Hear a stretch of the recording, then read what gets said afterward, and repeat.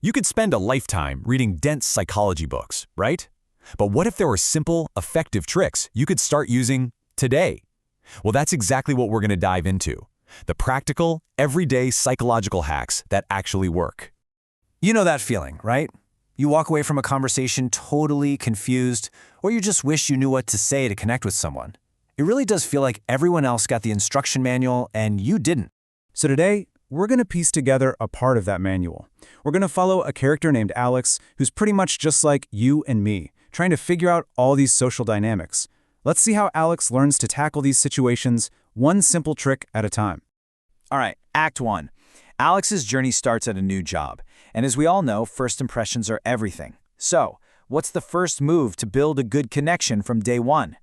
Now, this one might sound a little backwards, but one of the best ways for Alex to get a new colleague to like them is to just ask for their help. Asking them to explain something, even if Alex kind of already knows the answer, subtly flips a switch in their brain. It makes them feel smart and useful, and that creates a positive vibe right from the very beginning. Okay, this is a tiny tweak in language that makes a massive difference.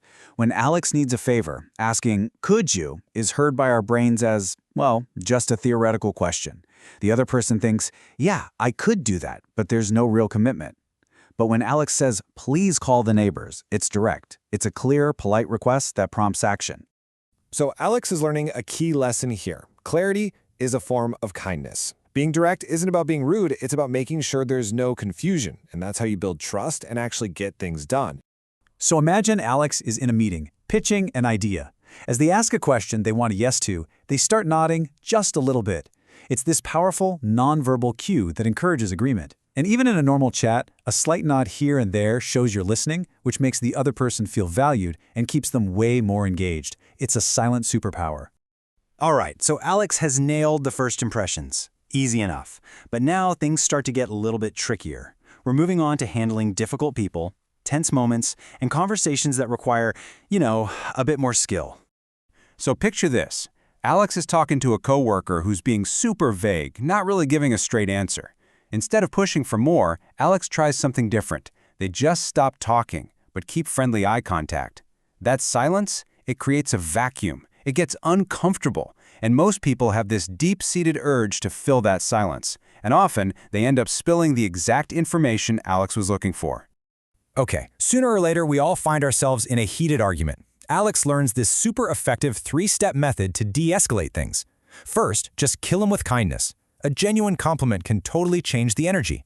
If that doesn't work, just staying calm and quiet can be surprisingly powerful. And finally, Alex makes a real effort to see it from their side. Suddenly, it's not a fight anymore. It's two people trying to solve a problem. This is another fantastic little language hack Alex picks up.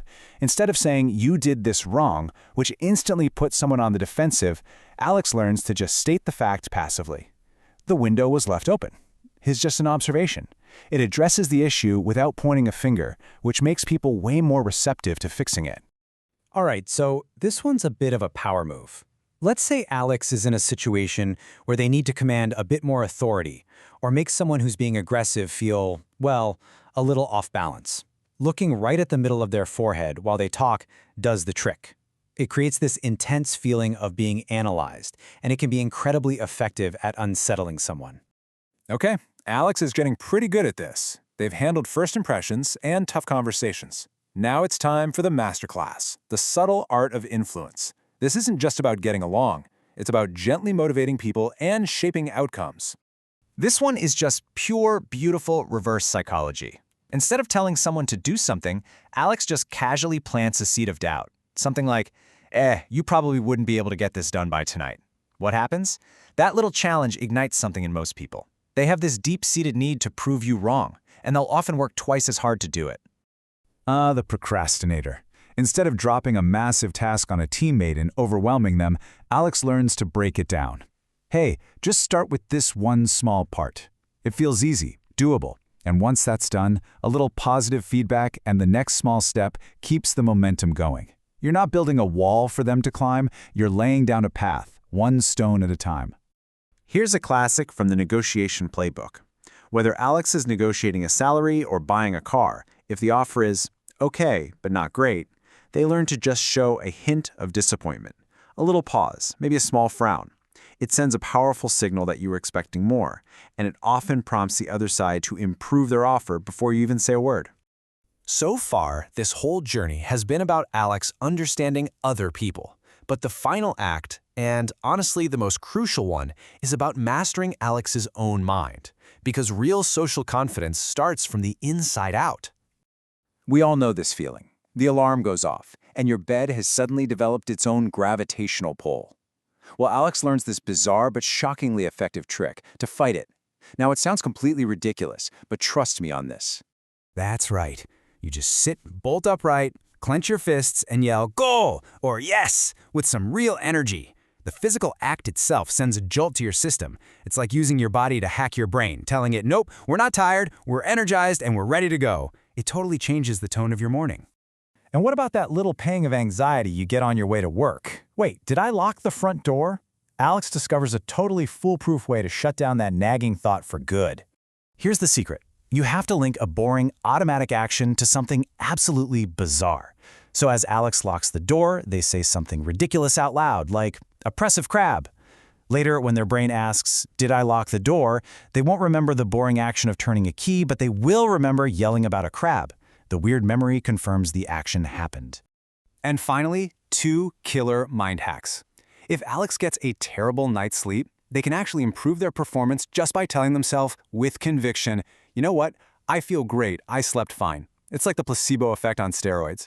And for public speaking, just admit you're nervous. It makes you instantly relatable, the audience is on your side, and it gives you the perfect excuse to take a sip of water and gather your thoughts.